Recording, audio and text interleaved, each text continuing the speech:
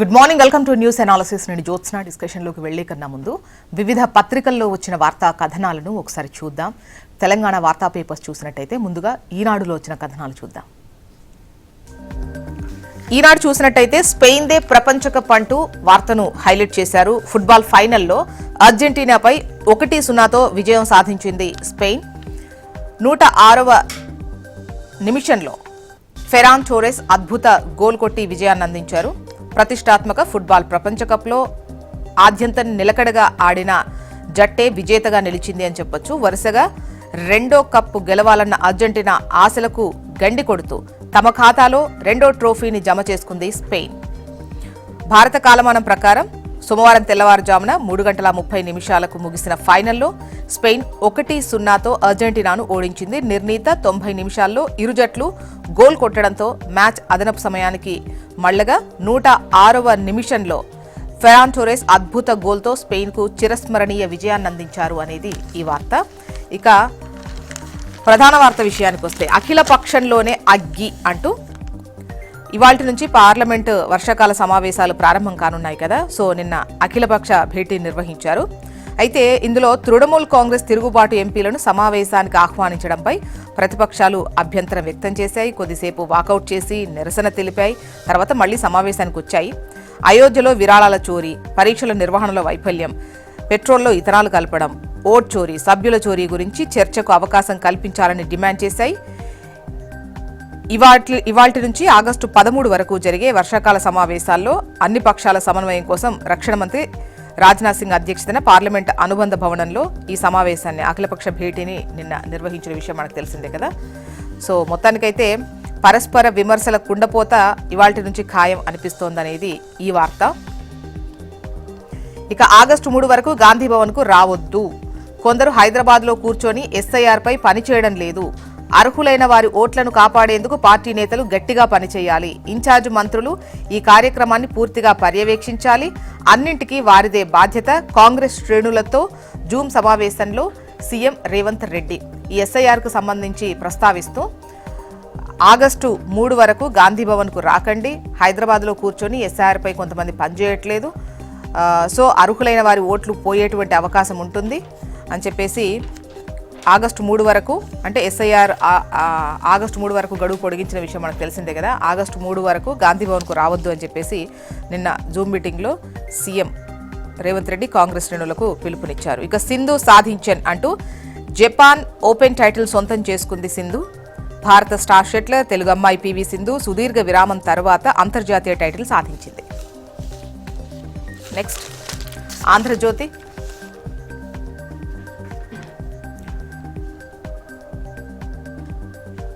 పైన టాప్లో పేరు పక్కనే జాతీయ పోలీస్ అకాడమీలో లైంగిక వేధింపులు, తోటి ట్రైనీ ఐపీఎస్పై ట్రైనీ మహిళ ఐపీఎస్ ఫిర్యాదు, కేసు నమోదు, గదిలోకి లాక్కెళ్లి గొంతుపై కత్తిపెట్టి బెదిరించారని ఆరోపణలు, బాధితురాలి వాంగ్మూలం తీసుకుని చర్యలు చేపడతామంటున్నారు సిపి సజ్జనార్. కానిస్టేబుల్గా పనిచేసినప్పుడు అవమానాలు ఎదుర్కొని పట్టుదలతో ఐపీఎస్కు ఎంపికైన ఏపీ అధికారి ఉదయ కృష్ణారెడ్డి ఇప్పుడు లైంగిక వేధింపుల కేసులో అప్రదిష్ట పాలు. సమరమే అంటూ ఇవాల్టి నుంచి పార్లమెంటు వర్షాకాల సమావేశాలు ఉన్నాయి కదా. ఆ వార్తనే ఇక్కడ ప్రధాన వార్తగా ఇచ్చింది ఆంధ్రజ్యోతి. ఇక ఓపెన్ ఏఐలో తెలుగోడి హవా అంటూ ఏడాదిగా ఆ సంస్థలో కంప్యూట్ విభాగాధిపతిగా ఉదయ్ రుద్రరాజు సేవలు. ఇటీవలే చీఫ్ టెక్నాలజీ అధికారిగా ఆయనకు పదోన్నతి కల్పించిన సంస్థ. జయహో సింధు అంటూ పివి సింధు ఖాతాలో జపాన్ ఓపెన్. ఈ టైటిల్ నెగ్గిన తొలి భారత షట్లర్గా రికార్డ్. నెక్స్ట్ నమస్తే తెలంగాణ. రైతుల పాలిట రాక్షస పాలన, సీఎం రేవంత్ రెడ్డి వల్లే కరువొచ్చింది. అస్తమానం కేసీఆర్ను తిడితే నీళ్లు రావు, కాళేశ్వరం మోటార్ లాంచ్ చేస్తే నీళ్లొస్తాయి. నిపుణుల హెచ్చరికలు పట్టించుకోని సీఎం, భద్రాచలం మునక పేరిట ప్రజలను తప్పుదోవా, దేవుళ్లపై ఒట్టుపెట్టి మాట తప్పిన రేవంత్, కాళేశ్వరం ప్రాజెక్టుపై రాజకీయాలు వద్దు, మోటార్లు ఆన్ చేసి రిజర్వాయర్లు నింపాలి. పాదయాత్రలో హరీష్ రావు డిమాండ్. కాంగ్రెస్ సర్కార్పై కదం తొక్కిన రైతులు సాగునీటి కోసం మహాపాదయాత్ర అంటూ ఈ వార్తనిచ్చారు.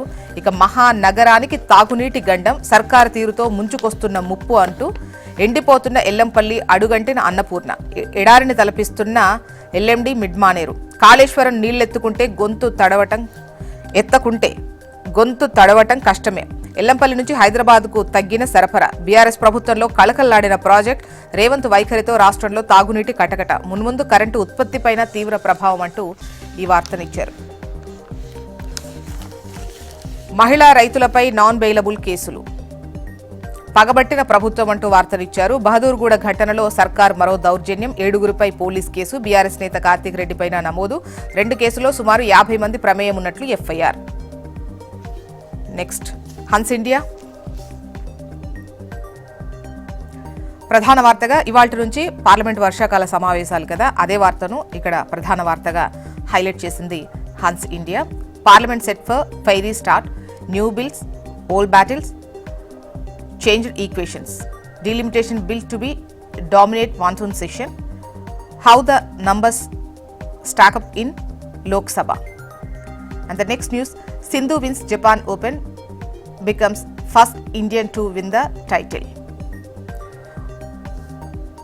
ఇవి హన్స్ ఇండియాలో వచ్చిన ప్రధాన వార్తలు. ఏపీ వార్తా విశేషాలు చూద్దాం. ముందుగా ఈనాడులో వచ్చిన కథనాలు చూద్దాం. ఏపీ, ఆంధ్రప్రదేశ్. స్పెయిన్దే ప్రపంచ కప్ అంటూ పైన టాప్లో చూడొచ్చు. ఫుట్బాల్ ఫైనల్లో అర్జెంటీనాపై 1-0 తేడాతో స్పెయిన్ కప్పును కొట్టుకెళ్లిపోయింది. ఇక ప్రధాన వార్త విషయానికి వస్తే, రెక్క విప్పుతున్న విమాన రంగం. రాష్ట్రానికి ఏడాదిలో 27,610 కోట్ల పెట్టుబడులు. భారత్ ఫోర్స్, డిఆర్డీఓ, బీడీఎల్ తదితర సంస్థల రాక. ఏరోస్పేస్, రక్షణ రంగ పరిశ్రమలకు ఎర్రతివాచి. ఇక సింధు సాధించారంటూ జపాన్ ఓపెన్ టైటిల్ సొంతం చేసుకున్న విషయాన్ని ఇక్కడ ప్రస్తావించారు. తమ్మినేని భూ కబ్జా పన్నాగమంటూ మాజీ స్పీకర్పై కేసు నమోదు చేశారు పోలీసులు. బతికున్న యజమాని చనిపోయినట్టు నకిలీ పత్రాల సృష్టి.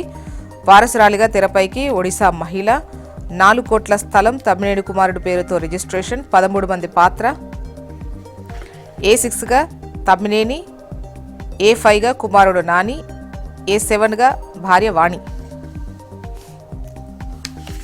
ఇక ఉద్యోగులకు మేలు చేసింది చంద్రబాబే. రాష్ట్ర అభివృద్ధిలో మీ భాగస్వామ్యం అవసరం. కూటమి నేతల పిలుపు. 5 ఏళ్ల వైసీపీ పాలన చీకటి యుగమంటూ ధ్వజం. ఓపీఎస్కు మార్చినందుకు విశాఖలో ఘనంగా ఉద్యోగుల కృతజ్ఞతా సభ. సీఎం కటౌట్కు క్షీరాభిషేకం. నెక్స్ట్ ఆంధ్రజ్యోతి.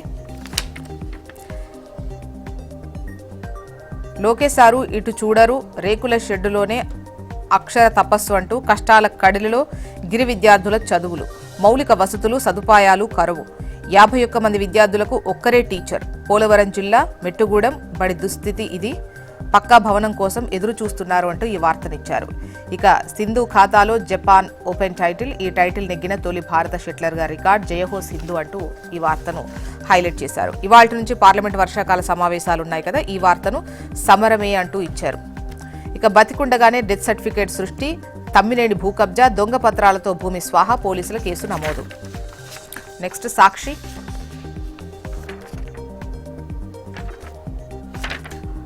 సాక్షిలో చూసినట్టయితే, జగజ్జేత స్పెయిన్ అంటూ రెండోసారి ప్రపంచ కప్ ఫుట్బాల్ టైటిల్ సొంతం చేసుకుంది స్పెయిన్. ఫైనల్లో డిఫెండింగ్ ఛాంపియన్ అర్జెంటీనాపై విజయం. ఇక ముడుపుల మతలబంటూ ఆయకట్టు తగ్గింపు. కాంట్రాక్టు వ్యయం రెట్టింపు. హంద్రినివా 36A ప్యాకేజ్లో మిగిలిన పనుల్లో మాయాజాలమంటూ ఈ వార్తనిచ్చారు. ఇవి సాక్షిలో వచ్చినటువంటి కథనాలు. ఇవి ఇవాళ వివిధ పత్రికల్లో వచ్చినటువంటి వార్తా కథనాలు. ఇప్పుడు ఒక చిన్న బ్రేక్ తీసుకుందాం. బ్రేక్ తర్వాత డిస్కషన్లోకి వెళ్దాం. Stay tune.